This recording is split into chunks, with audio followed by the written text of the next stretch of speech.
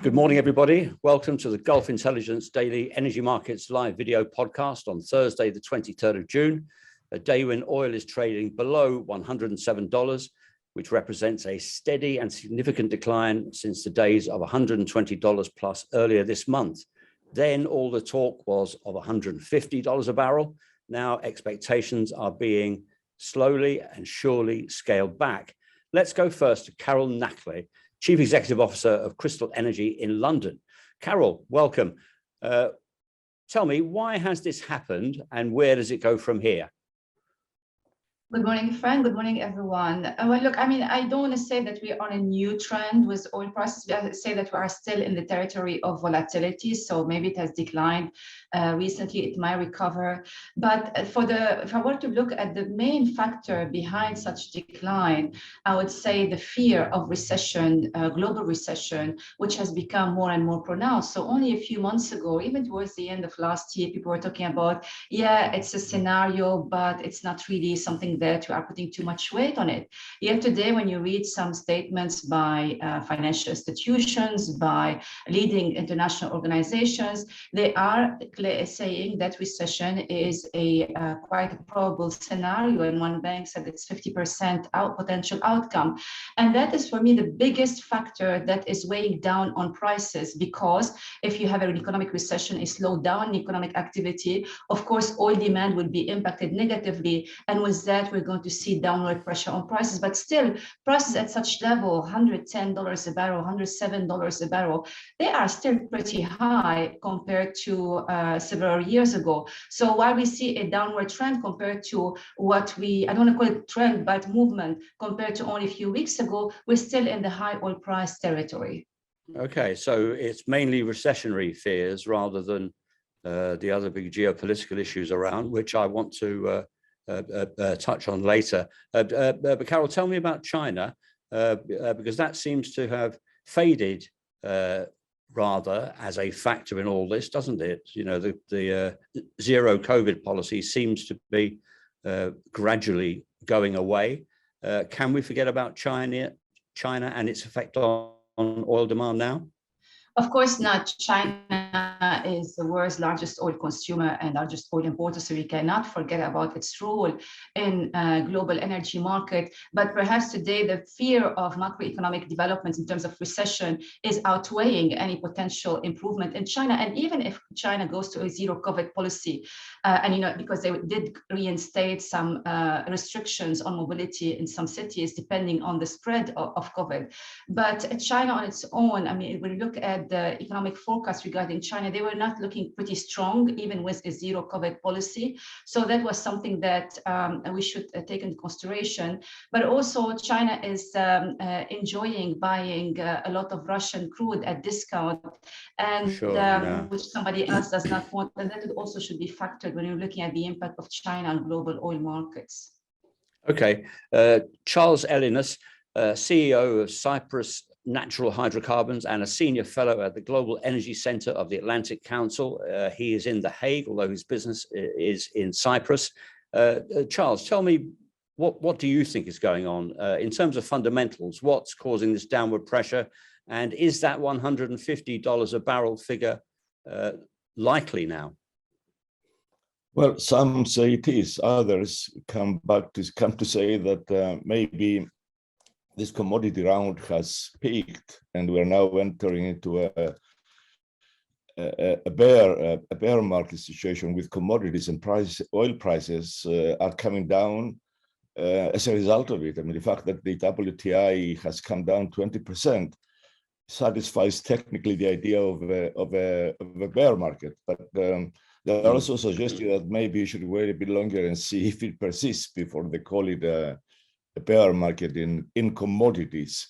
Right. So it could be also another factor, not just, I see projections saying that we might reach $175 per barrel by the end of the year. Yeah. And yet others can tell us we're entering a bear market. So basically nobody knows. Too many things are happening too fast.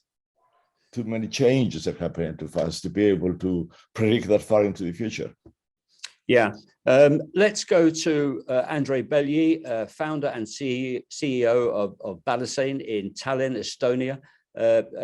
Andrei, we'll talk more about Russia, Ukraine, and all that later, but give me your take on the current oil market. Is there an element in this that it's a realization on the part of the oil market that Russia's oil industry and economy is not suffering as badly as had been anticipated, and that Russian oil will continue to get through? Well, it actually is suffering quite heavily if you're talking about the Russian oil sector as such.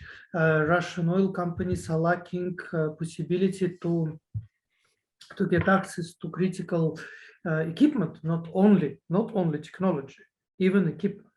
And there are already projections of oil production decline from now to the end of the year by some 30%. That's not nothing. No, that's very big. Who is saying 30%? Basically, it has been calculated out of the governmental projection. Okay, by Russia. Russian governmental projection. Okay. And then, but of course, they didn't say these figures, but you can identify it through the figures that they have actually mentioned. Adding to that, even those who produce are not always able to sell. Russian oil companies are kind of like spending additional capital in order to keep the tankers at sea, because there are not always buyers. True, there is no collapse. True, there is no collapse. So let's say there is no political collapse. The war is still ongoing. Ruble has strengthened, and the oil price increased. And they are still exporting oil big time to India and China. They're buying more Russian oil than ever, aren't they? Mostly India. Okay. Mostly India. And in order to get to India, most of the Russian tankers have to pass via European ports. So we will see later when sanctions, European sanctions, come into effect, what's going to be, because Russian tankers won't be able probably to land on European ports, and that will make all the deals with India more complicated. So they will also need maritime insurance, won't they? To sail from Russia to India through Europe, and they won't be getting that under EU sanctions.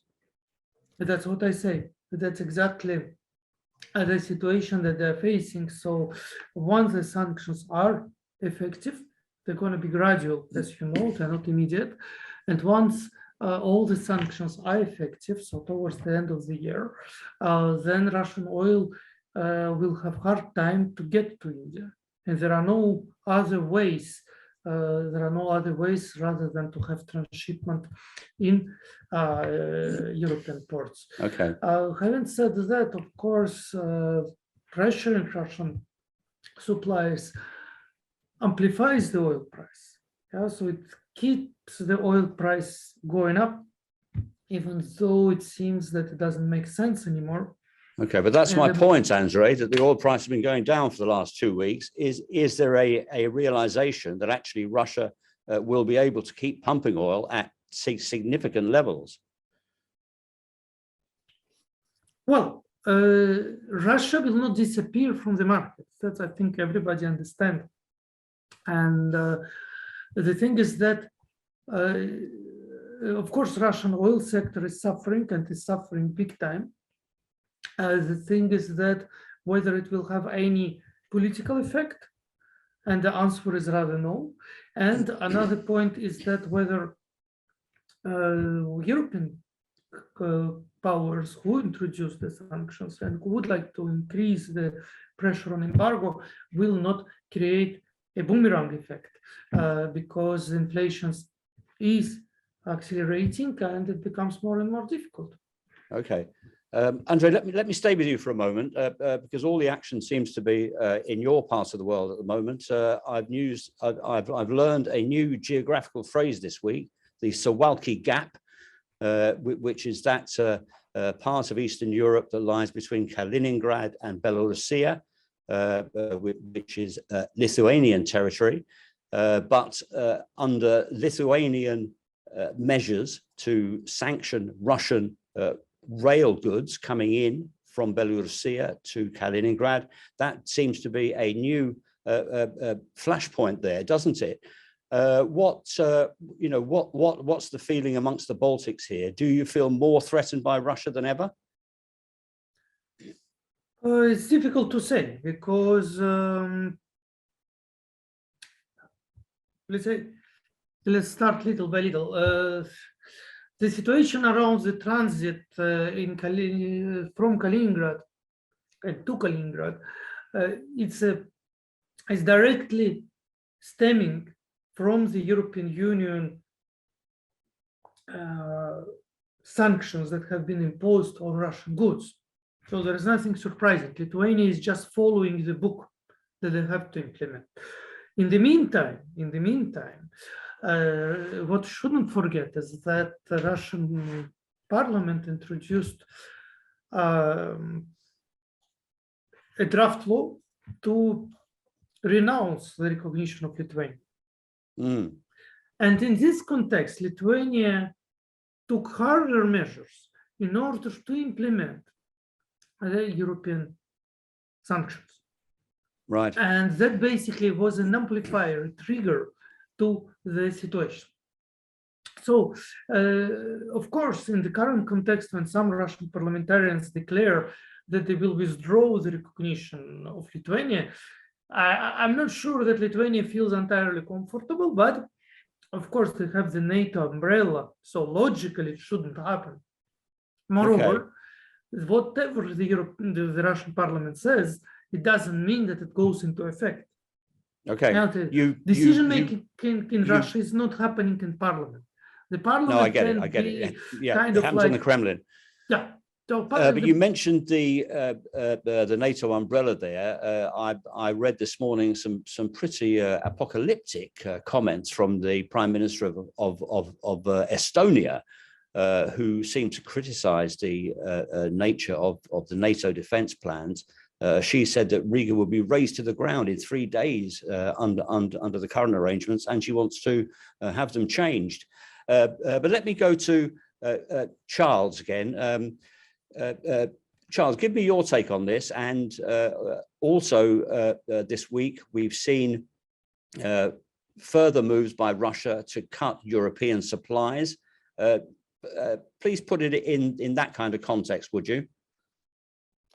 Let's start with the last one. I mean, it's very confusing. The Russians are saying they are cutting supplies because of maintenance and because of this turbine being stuck in Canada and not being released. And they say, you want more gas, don't link maintenance to sanctions. And that's what Bloomberg reported at the beginning. A few days later, the story changed and they called it a political move. So, and nobody has come back to say exactly what is it. The fact of the matter, though, is that Russia has cut down supplies of gas to a number of countries, Germany, Italy, Austria, by 40%, down to 40%, not by 40%, down to 40%. And now the IEA is coming in saying that Europe needs to take emergency measures because they are concerned that Russia may cut supplies altogether. Now, coupled with this other problem in Lithuania and Kaliningrad, and the fact that the European Union appears to be supporting Lithuania, that sanctions allow it to stop transport of goods by train from Russia to Kaliningrad, that's escalating the situation, escalating the problems. The risks are increasing. So we don't know which way it's going to go. But I think the gas situation in Europe is quite dire. I mean, I was in Germany yesterday, and I had a number of meetings and discussions. The German view is that let's move out of gas altogether as fast as possible. Right. But is it realistic? Going back to coal it appears to be the option. Is that going to be how Well, long? Certainly not nuclear, is it? Because they've closed all those, or they're closing. Almost, Carol, give me your take on all this, will you? How those words from Fatih Birol were pretty dire, weren't they? How bad will it get in Europe with regard to energy supplies this coming autumn and winter?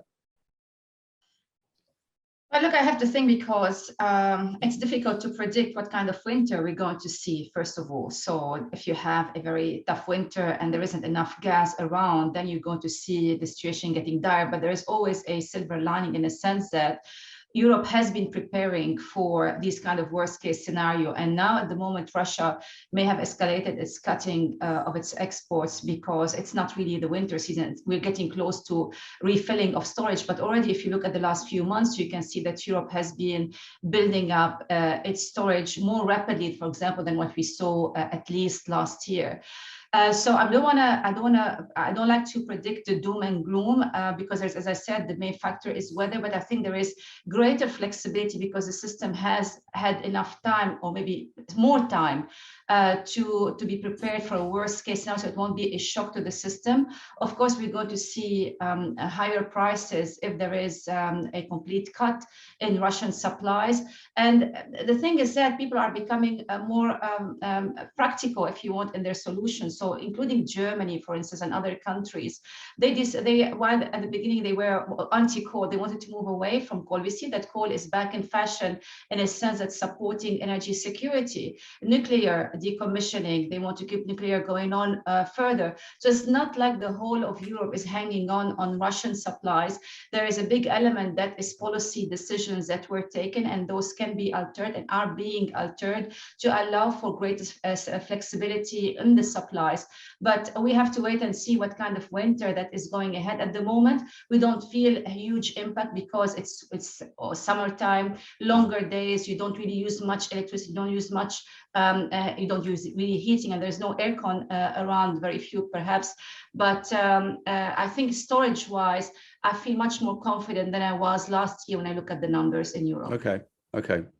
Let's move on to geopolitics, because it seems to be the season for state visits. There was just one that I wanted to go to Charles about, because yesterday the Crown Prince of Saudi Arabia, Mohammed bin Salman, was in Turkey meeting with President Erdogan.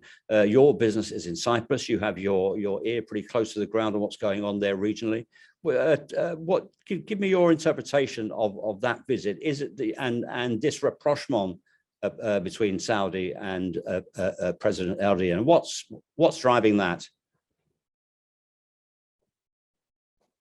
Charles. Well, certainly it's a rapprochement, but what is driving it is economic situation in Turkey.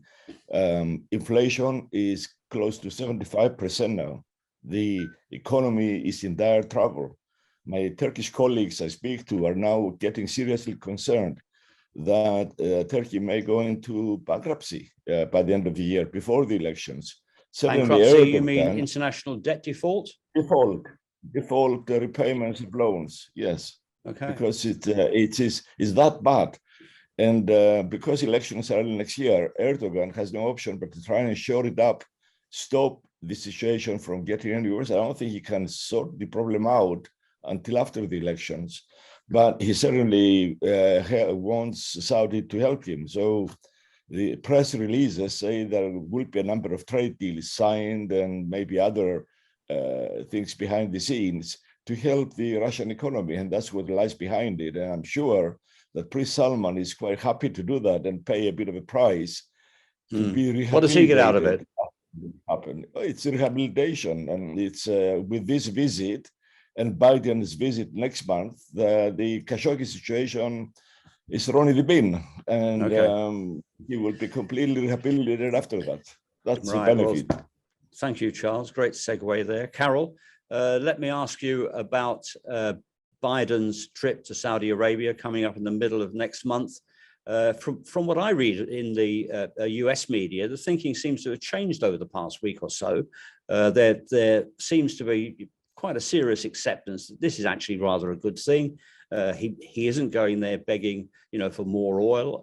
It's about strategy. It's about Iran. It's about Israel.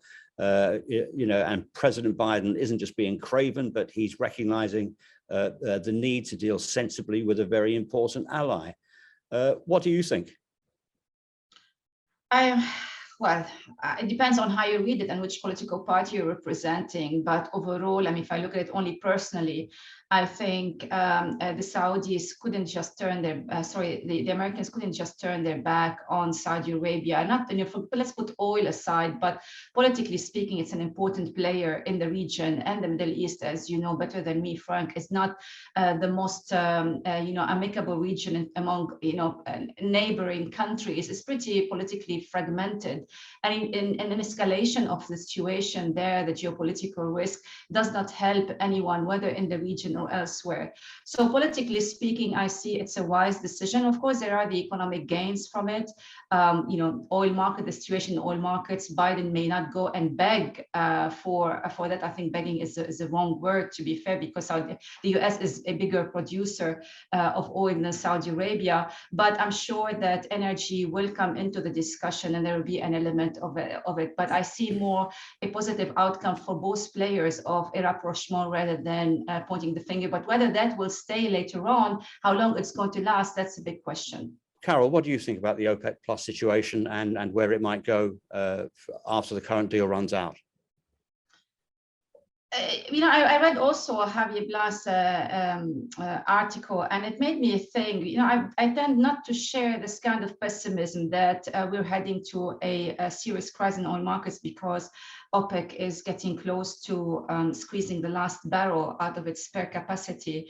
And actually, I was thinking about, but that gave me some intellectual exercise, because if people believe that cartels, for example, or producers association groups are not so good for the market, I wonder where there is no such a spare capacity and the market becomes really competitive, everybody producing at maximum capacity, doesn't the market end up correcting itself more efficiently? So that's for me, that's what I thought about when I read that article, and it's an interesting intellectual exercise to engage in. In terms of what OPEC Plus might do, well, it all depends on how the outlook will look like. Just like the central bank, the Federal Reserve, they say they are monitoring the situation step by step, and they want to see what the data will tell them from the market. I guess for OPEC, they want to see how bad this macroeconomic outlook is going to be, what is the impact on demand, not only think about it only from their perspective. But I don't see the OPEC Plus deal really going anywhere. There is an important benefit, particularly if you think about the role of Russia, of having this alliance group for as long as possible together. Yeah, they do want to maintain some form of arrangement, don't they? Charles, what do you think about this? Is there an ongoing value in OPEC Plus? I certainly agree with Carol on this. There is value in that. There is a definite future in that. Russia isn't going to disappear. Russian oil is not going to disappear. It's going to be a major factor in the world. And we heard that last month in May, actually, Russia became the biggest oil supplier to China ahead of Saudi Arabia. So there is a shift in global markets from Europe to India and to China. But I think the key issue here is what happens with inflation and recession. All of the predictions are that inflation is going to be difficult to contain this year. And now the Fed is admitting that maybe it's likely that the United States, they even estimate 80% chance of the United States will go into recession.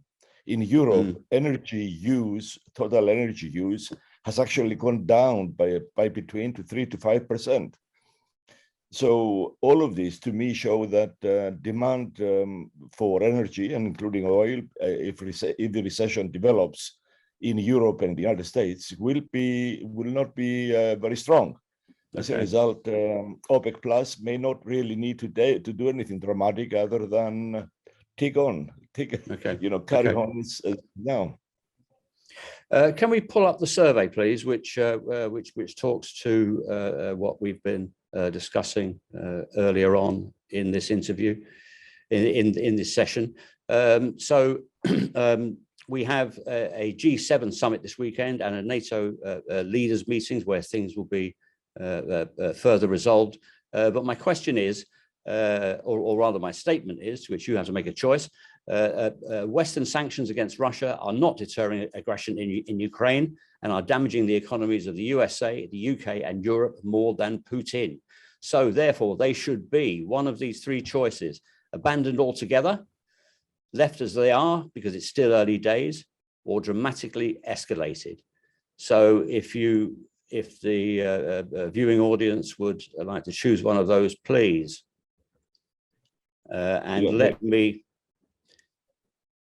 We'll come back to this when we have a result. Let me ask you about financial markets, Carol, because stock markets seem to have steadied a bit, but Jay Powell still says that recession is possible, but not likely, he says. Most people think that it's very likely indeed. Where are we now? What's your view on this?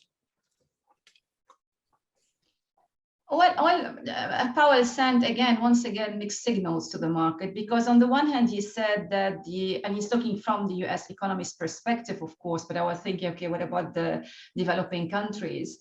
But he clearly said that the US economy is much more resilient than people think in terms of handling tighter monetary policy.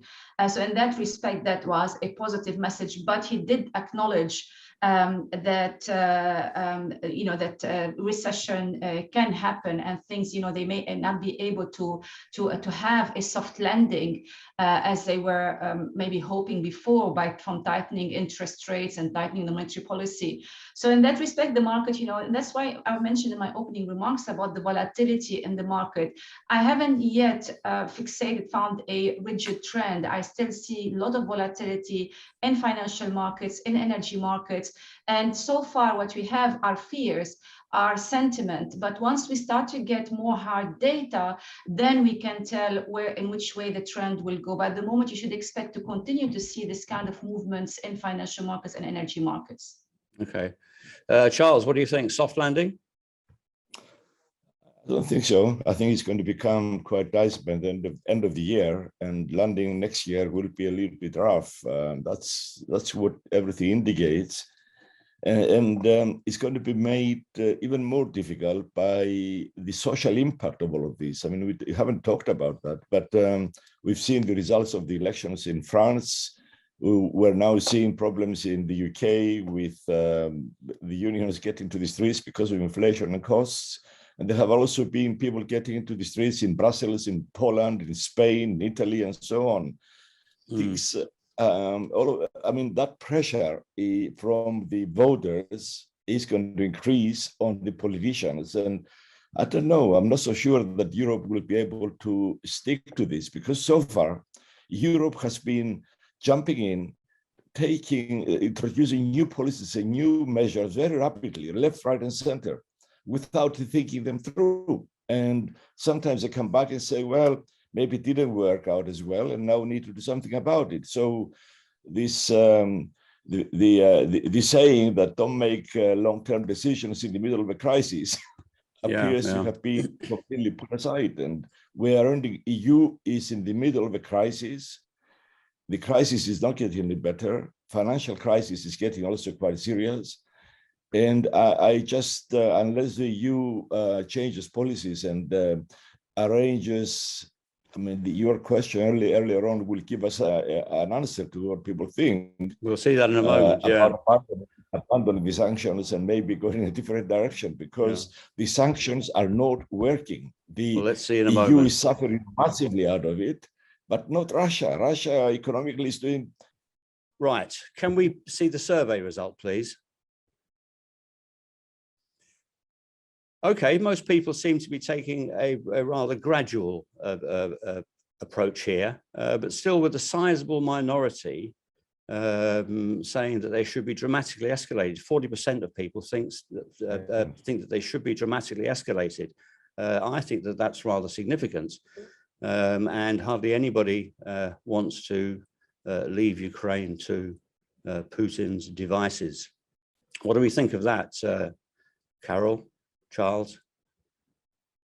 Well, look, I definitely agree that's too early to tell. Sanctions, for them to be effective, and this is widely known, they need time. So in the short term, people will always find a way around them. Whatever you had, let's say in the past, in storage, then you go to build on that. But sooner or later, you're going to run out of ammunition, and this is when sanctions will start to bite. So sanctions, I mean, if they have any effect, any notable effect, it's for the longer term and not immediate effect.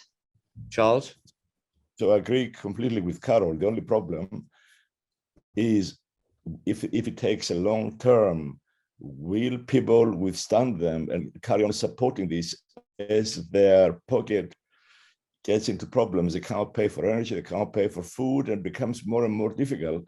And pressure on politicians to do something about it increases. We don't know. I think I also agree that we need to wait and see. It's too early to see which way it's going to go, but it's not by any means clear that sanctions will escalate necessarily. Okay. Also, it's very difficult for sanctions to be removed. It's not an easy decision to make. But okay, the problem is the impact of all of these things on the economy and how people respond. And that response at the moment is increasing against it, against the problem on the economy. Andrei, you have a view on this, I think. Well, yes, but we don't have much time to discuss it anyway.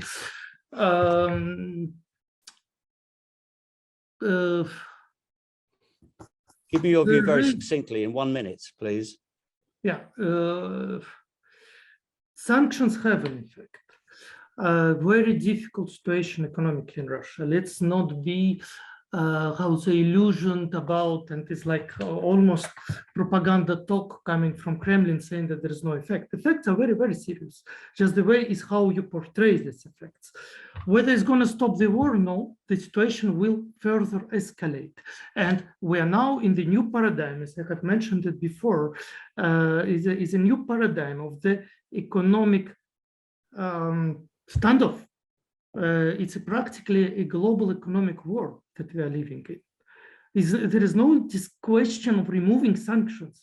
Yes, European and probably American states will suffer a burden of sanctions, and certainly the world will not come back as it was before, but it doesn't mean anyhow that the Russian situation is beautiful, easy, and the fact that ruble is strengthening is an illusionary strengthening because of the oil price increase. We have to stop, Andrei. We're well over time. Thank you for that view, and thanks to the three of you, Carol, Andrei, Charles. I'm sure we will speak again. Thank you very much.